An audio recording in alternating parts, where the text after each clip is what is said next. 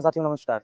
आप सभी का हार्दिक स्वागत एवं अभिनंदन है आपके आज के इस वीडियो पोस्ट में, जहाँ पे हम आपके साथ बात करने ले आए हैं धान की खेती के बारे में।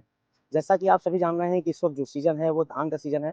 तो धान की सीजन में किस तरीके से हमें क्या सावधानियां बरतनी चाहिए जिससे कि हमारा जो धान की फसल है वो अच्छी हो, और क्या हम लोग असावधानियां करते हैं जिसका हम लाइव प्रूफ दिखाने के लिए आपको आज इस फॉर्म पे लेकर के आए हैं। और आपको लगे कि हमारे द्वारा दी गई ये जानकारी आपको उपयोगी है, तो आपसे एक पहले ही शुरुआत में ही निवेदन कर रहा हूँ कि इसको ज़्यादा से ज़्यादा किसान मित्रों तक पहुँचाइएगा और ज़्यादा से ज़्यादा किसान भाई इस जानकारी का लाभ ले सके, ऐसा प्रयास हम किसान भाइयों का होना चाहिए। तो चलिए शुरू करते हैं आज का ये वीडियो। तो सबसे पहले हम आपको प्लॉट नंबर ए में दिखा रहे हैं। यहाँ पे आप देखिए, यहाँ पे धान की ये फसल लगी हुई है। आपको और नज़दीक से दिखाने की कोशिश करता हूँ। देखिए, आपको धान की इस फसल में आपको पीलापन दिखाई पड़ेगा। एपिकल पार्ट जितना है वो पीलापन दिखाई पड़ेगा। मैं आपको बता दूं, ये वो फसल है, इसकी रोपाई जो हुई थी वो जो है 6 तारीख के करीब हुई थी, 5 से 6 तारीख के बीच में। ठीक है, आप इसको देख सकते हैं। देखिए, एपिकल पार्ट आपको पीला दिखाई पड़ेगा। खेत में अभी भी नमी है, पानी बहुत ज़्यादा नहीं है, और सेम यही कंडीशन तीनों फील्ड पे है। इसमें ये पीलापन जो आपको दिख रहा है, यह पीलापन क्यों है, इस पे भी हम लोग चर्चा करेंगे। आपको धान का ये जवा दिखाता हूँ। देखिए नज़दीक से, धान में पीलापन आपको दिखाई पड़ रहा है। ये धान का पीलापन, हर पौधे में आपको ये पीलापन दिखाई पड़ेगा, जैसे धान की एपिकल पोर्शन जल सी गई होगी। चलिए अब हम आपको विजिट कराते हैं प्लाट नंबर 2 की। अब हम आते हैं आपको प्लाट नंबर 2 पे। जस्ट बगल में ही हमने R&D पर्पज से ये प्लाट नंबर 2 भी लगाया है, और यहाँ पे आपको हम धान के अंदर की ग्रीनरी दिखाते हैं। देखिए, इसमें आपको धान के किसी भी भाग पे आपको कोई पीलापन नहीं दिखाई पड़ेगा। धान के सारे पार्ट्स आप एपिकल पार्ट्स आप देखें, पूरा फील्ड देखें, आपको ग्रीननेस दिखाई पड़ेगी, इसमें हरापन आपको प्रॉपर दिखाई पड़ेगा। चलिए हम आपको विजिट कराते हैं प्लाट नंबर 3 का। ये हमारा प्लॉट नंबर 3 है। इसमें भी कुछ भाग पीला है, लेकिन इसकी ग्रीनरी फर्स्ट वाले पार्ट से थोड़ी अच्छी है। हमने 3 अलग अलग कॉम्बिनेशन यूज किए हैं, इसलिए जो मैं बात करूंगा वो जो आपको सबसे पहला मैंने प्लॉट दिखाया था, जिसमें आपको ज़्यादा पीलापन दिख रहा था, प्लॉट ए, मैं इसको ए से संबोधित करूंगा। और जो आपको सेकंड वाला प्लॉट था, ये प्लॉट बी के नाम से संबोधित करूंगा। और थर्ड प्लॉट जो है वो प्लॉट सी के नाम से संबोधित करूंगा। तो चलिए समझते हैं क्या मिथ्स हैं, क्या गलतियां हैं, और क्या कॉम्बिनेशन यूज किया गया है कि प्लॉट बी सुपीरियर है प्लॉट ए से और सी से। चलिए शुरू करते हैं और समझते हैं इसको। और इसी के साथ साथ आपको एक और प्लॉट दिखाते हैं जिसमें लेट सोइंग हुई है, और लेट सोइंग और टाइम सोइंग का भी जो एडवांटेज है वो आपको इस वीडियो सीरीज में मैं कवर करूंगा। आप ये देखिए, ये जो प्लॉट आप देख रहे हैं ये लेट सोइंग का प्लॉट है। मतलब जो प्लॉट ए और बी से इसमें लगभग 10 दिन की सोइंग का अंतर है, तो उसका इम्पैक्ट आपको पौधों पर भी साफ साफ दिख रहा है। अभी इन पौधों में किसी भी चीज़ का प्रयोग नहीं किया गया है। तो पहला मिथ ये है कि लोग जो है, जो हमारे इलाके में क्या होता है, प्रॉपर न्यूट्रिशन का यूज़ नहीं करते हैं। अर्थात खेतों में जो, जैसे कि उनको पहली चीज़ तो यही नहीं पता है कि हमारे खेतों में किन चीज़ों की कमी है।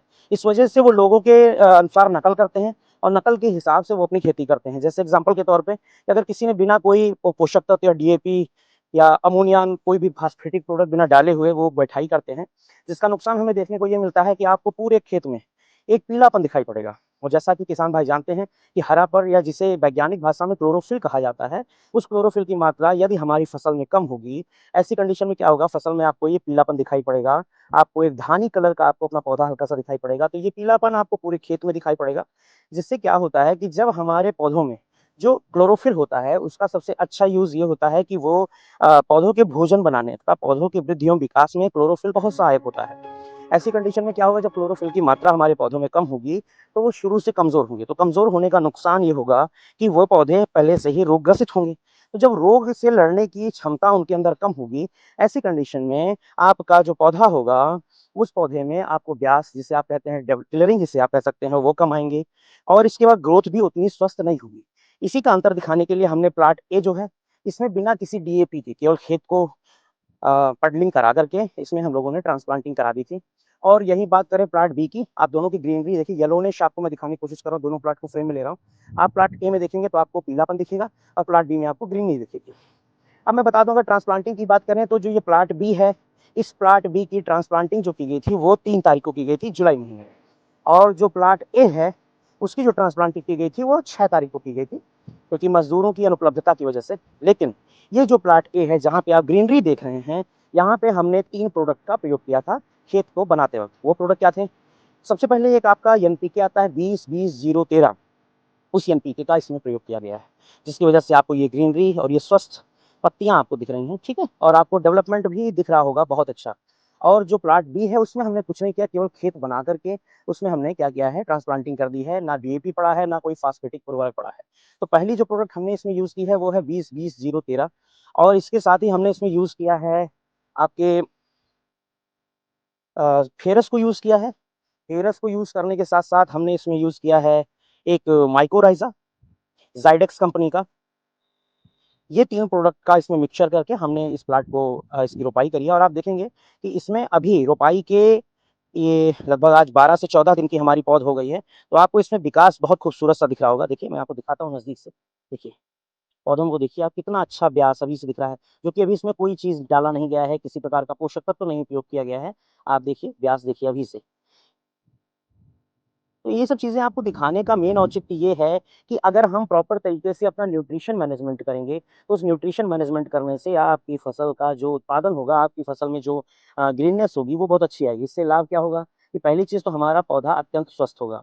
तो ऐसे स्वस्थ पौधों में जो हमारे कल्ले हैं, उनके आने का जो समय है 21 से 25 दिन 30 दिन पे जो कल्ले आ जाते हैं, वो कल्ले स्वस्थ आएँगे, कल्लों की संख्या अच्छे से डेवलप होगी और इसमें क्या होगा कि हमारे पौधों में जल्दी से विकास शुरू हो जाएगा क्योंकि इसमें क्लोरोफिल की प्रचुर मात्रा है, तो ये अपना भोजन आसानी से बना सकेगा, प्राप्त कर सकेगा और इसे जैसे ही हम कोई चीज़ देंगे, जैसे यूरिया देंगे या जिंक देंगे, तो उसपे क्या होगा, वो अच्छे से इनटेक कर सकेगा।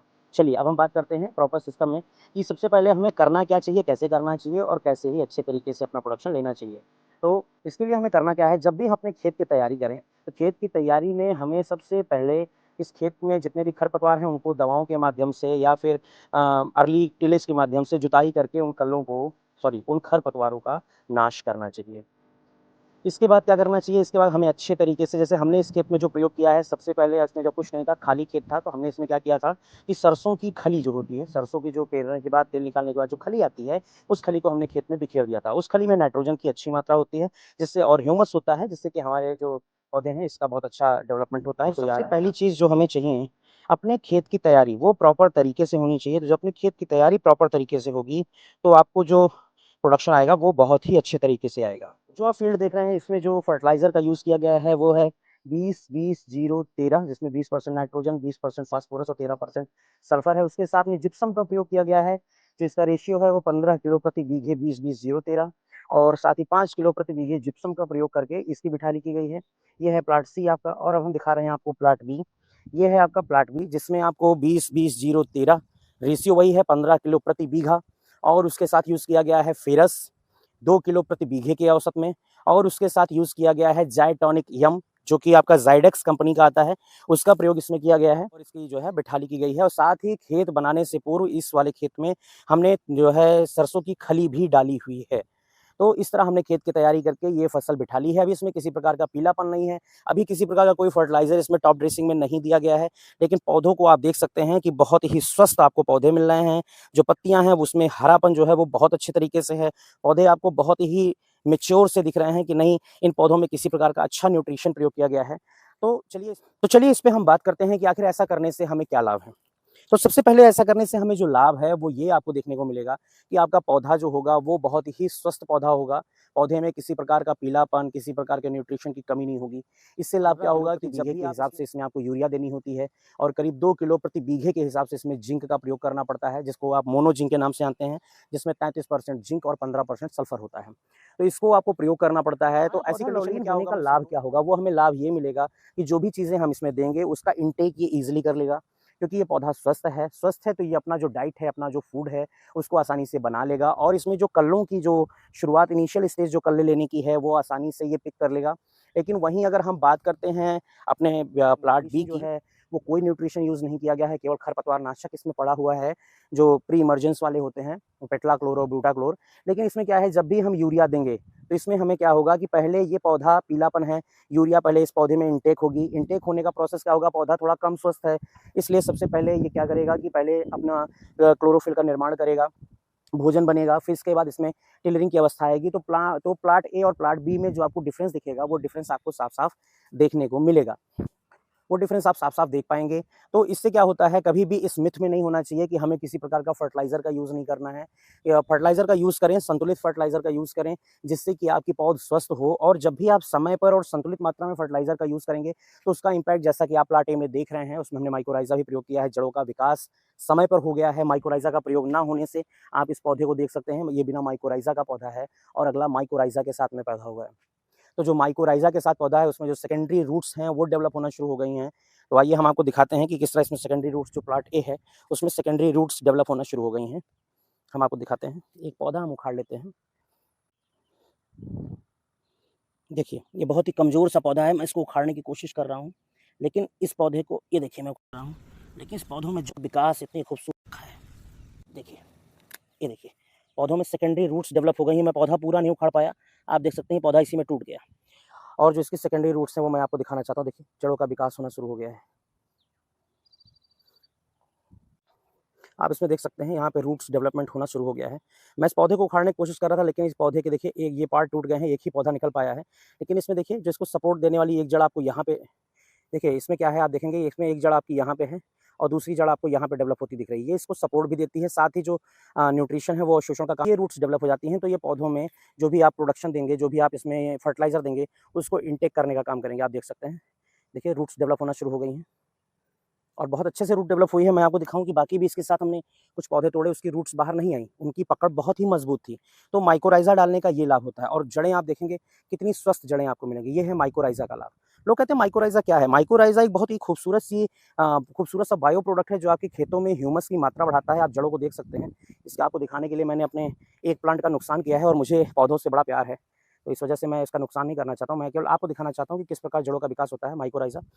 तो माइकोराइज़ा आपको लंबे समय तक बहुत ही अच्छी चीज़ों में आपको इम्पैक्ट देता है। तो तो जड़ों के अच्छे विकास की वजह से आपको ये पौधे स्वस्थ दिख रहे हैं। इसलिए जब भी आप बिठा लें तो कोशिश करें कि इसमें आप प्रचुर मात्रा में नाइट्रोजन, फास्फोरस, ये फास्फेटिक प्रोडक्ट जो हैं वो आपकी ज़मीन की जो स्थिति है, ज़मीन की जो दशा है, उसको भी सुधारने का काम करते हैं। इसलिए फास्फेटिक उर्वरक ज़रूर दें इसमें। और साथ में माइकोराइज़ा का प्रयोग किया गया है, फेरस का प्रयोग किया गया है। इन सारी चीज़ों का प्रयोग करके आप ये स्वस्थ पौधे ले सकते हैं, अच्छा उत्पादन ले सकते हैं। तो ये सीरीज़ का पहला भाग है और अब हम इसमें सीरीज़ का दूसरा भाग भी लेके आएँगे, जिसमें हम ये बताएँगे कि पहली टॉप ड्रेसिंग में हमें क्या करना चाहिए और किस प्रकार हम बहुत अच्छी मात्रा में कल्ले ले सकते हैं। तो अगर आपको हमारे द्वारा दिखाई गई ये जानकारी, ये फील्ड विज़िट आपको अच्छी लगी हो, तो प्लीज़ अपने किसान भाइयों तक इस वीडियो को शेयर करें। और अगर आप चाहते हैं कि ऐसी ही प्रैक्टिकल जानकारियों के साथ मैं आपके बीच में आता रहूं, तो प्लीज़ हमारे इस वीडियो को देखने के लिए आप हमारे चैनल को सब्सक्राइब कर लें। हम इसी तरह की प्रैक्टिकल जानकारियाँ, प्रैक्टिकल नॉलेज फील्ड पे आपको ला करके दिखाते रहेंगे। इसी तरह का टेक्निकल एनालिसिस दिखाते रहेंगे, जिससे आपके मन की भ्रांतियाँ, लोगों के द्वारा फैलाए गए मिथ्स जो हैं, जो एक अफ़वाहें जिसे आप कह सकते हैं अपनी भाषा में, जो फैलाए जा रहे हैं, वो अफ़वाह आप उस पे आप भरोसा ना करके उन्नत खेती करें, अच्छे प्रोडक्शन प्राप्त करें, अच्छे से कल्ले प्राप्त करें। धान और गेहूँ में ये बहुत बड़ी चीज़ होती है, अगर कल्लों की संख्या का डेवलपमेंट आपने बहुत अच्छे तरीके से करा लिया, तो आपका प्रोडक्शन नो डाउट बहुत अच्छा होने वाला है। तो अच्छे प्रोडक्शन की आशा में मैं आप लोगों से आज फिर विदा लेता हूँ और ये सीरीज़ पे आप लगातार बने रहिए। मैं इस पूरी फील्ड को आपको विज़िट कराता रहूँगा डे बाय डे, 21 दिन, 25 दिन, 35 दिन, 45 दिन, और किस प्रकार मैं क्या यूज़ कर रहा हूँ, उसका क्या इम्पैक्ट है, वो भी मैं आपको प्रोडक्ट वाइज़ दिखाता रहूँगा। तो दोस्तों, अगर आपको किसी प्रकार की और जानकारी चाहिए तो मैं आपका दोस्त गौरव सिंह, मैं अपना परिचय दे दूँ। मैं आपके फैज़ाबाद के अयोध्या ज़िले से आता हूँ। अयोध्या में हमारा गाँव है धर्मदासपुर, मैं वहाँ से आता हूँ। मैंने लखनऊ यूनिवर्सिटी से हॉर्टिकल्चर से अपनी एमएससी एजी पूरी की है और मैं आशा कुसुम किसान सेवा केंद्र नाम का एक सेंटर चलाता हूँ, जहाँ पर खाद, बीज और दवा का विक्रय करता हूँ। साथ ही अपनी खेती में उन दवाओं का इम्प्लीमेंटेशन करके उसका प्रोडक्शन और उस दवा का इम्पैक्ट इसको चेक करता हूँ। तो आप अगर चाहते हैं कि इस तरह के आपके प्रोडक्ट के रिव्यू मिलते रहें, तो फिर और इस तरह के प्रोडक्ट का इम्पैक्ट आपको लाइव देखने को मिले हमारे कैमरे द्वारा, तो प्लीज़ हमारे चैनल को सब्सक्राइब ज़रूर कर लें दोस्तों। और साथ ही अपने अन्य किसान मित्र जो आपके बीच में इस तरह की भ्रांतियाँ फैलाते हैं, उनको ये वीडियो शेयर कर दें कि देखिए इस प्रकार का वीडियो भी हमारे बीच में है, कि आप इस तरह की भ्रांतियाँ ना फैलाएँ और जिससे उनको भी सीख मिले। क्योंकि एक किसान अगर भ्रांति को फैला रहा है तो उसको ये एक्चुअल में पता नहीं कि वो क्या गलत कह रहा है। लोगों की सुनी-सुनाई बातें एक दूसरे को पास करते रहते हैं, जिसकी वजह से लोगों को अपने उत्पादन में कमी आ जाती है, क्योंकि लागत बहुत ज़्यादा होती है, उत्पादन उतना ना होने की वजह से हमारे किसान मित्र खेती से विमुख हो रहे हैं। तो दोस्तों, इसी के साथ मैं आपसे लेता हूँ विदा। तो अपने दोस्त गौरव सिंह को दीजिए इजाज़त। नमस्कार, जय जवान, जय किसान।